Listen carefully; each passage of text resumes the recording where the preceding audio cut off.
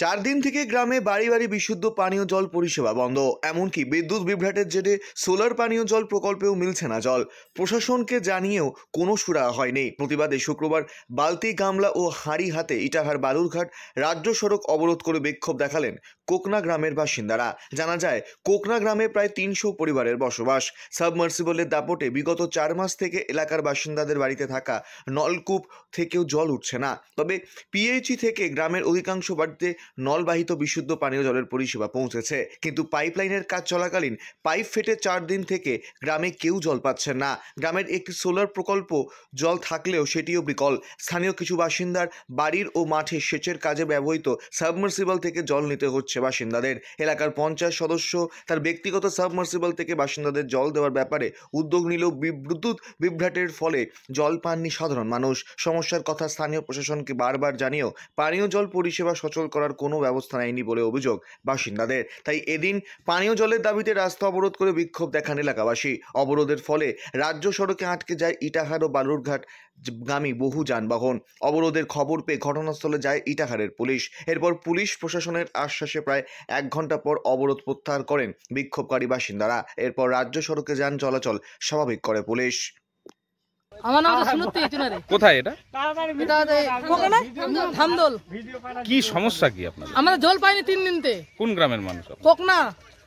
কেন জল পাননি? বলে ফেটে গেছে, জল বলে নাই বলে। পাইপগুলো তো খুলে রাখা দিচ্ছে এখানে। তো বাড়িতে জল পাচ্ছেন না? না, বাড়িতে জল নাই। কেমন করে চলছে? তো এমনি থাকছে, পুকুরে টুকুরে জল টল আনে তো বাচ্চা কাচ্চা রান্না করে খায়। আর অন্য কোথাও জল পাচ্ছেন না? না, বলে জল নাই তো হয়তো আমরা মাঠ ছাড়াও জল নাই, লাইনও নাই, তা আমরা কিভাবে জলটা নিব? তো পথ অবরোধ কেন করেছিলেন? অবরোধ করছি, আপনি কি করলে জলের ব্যবস্থা করলে আপনার ছাড় দেবে লোকগুলো। ওই জন্য অবরোধ করেছিলেন? হ্যাঁ, জলের জন্য আমরা অবরোধ করেছি। তো এখানে আসলেন কি বললো? এখানে আসলে তো বলা হতো জল ছাড়বে বলে। কি বললো?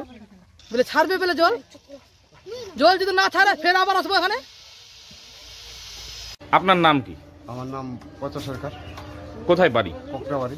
আপনি কে এখানকার? এখানকার আমি মেম্বার। কেন গ্রামবাসীরা অবরোধ করেছিল? গ্রামবাসীরা জলের জন্য। কি সমস্যা? সমস্যা জল নাই, লাইন নাই, এই নিয়ে সমস্যা। পাইপ ফাটা পরে থেকে 4 দিন ধরে মানে সংস্কার করেনি পাইপ, তো পাইপটা ফাটে যাওয়ার পরে আবার লাইন নাই, জলের সমস্যা খুব। এই গ্রামে কতগুলো বাড়ি আছে? 300 মতো বাড়ি। তো গ্রামবাসীরা কেন তাহলে অবরোধটা কেন করলো? অবরোধটা করলো জলের জন্য। তো আপনি মেম্বার, আপনি কি জানালেন? হ্যাঁ, জানাচ্ছি। কাকে জানালেন? প্রধানকে জানাচ্ছি। তারপর প্রধান বললো। কি বলল? প্রধান বললো যে হবে, ঠিক হবে। হ্যাঁ, ঠিক হবে। প্রশাসন এসেছিল, পুলিশ প্রশাসন বললো যে অবরোধ করে তোলো, গ্রামবাসীরা তুলে নিল। কেন তুললো? কি প্রতিশ্রুতি দিল? প্রতিশ্রুতি ঠিক করবে বলে। অনিল মন্ডল। এখানে কি দায়িত্বে আছেন আপনি? আপনি এখানকার দায়িত্ব, আমি এখানকার সুপারভাইজার। তো মানে কেন সমস্যাটা কেন হচ্ছে? সমস্যাটা পাইপ লাইনের যে ভেঙে গেছে মাটি কাটতে যে। আচ্ছা। আর কেস হচ্ছে সকাল থেকে তো লাইন নাই, লাইন না থাকলে তো কোনো কিছু পাম্প চলবে না, তো লাইন না থাকলে। কোথায় লাইনের ব্যাপারটা একটু দেখুন। কোথায় হচ্ছে এটা? হ্যাঁ, এটা প্রজেক্টটা কোথায় হচ্ছে? দামদল সাইড।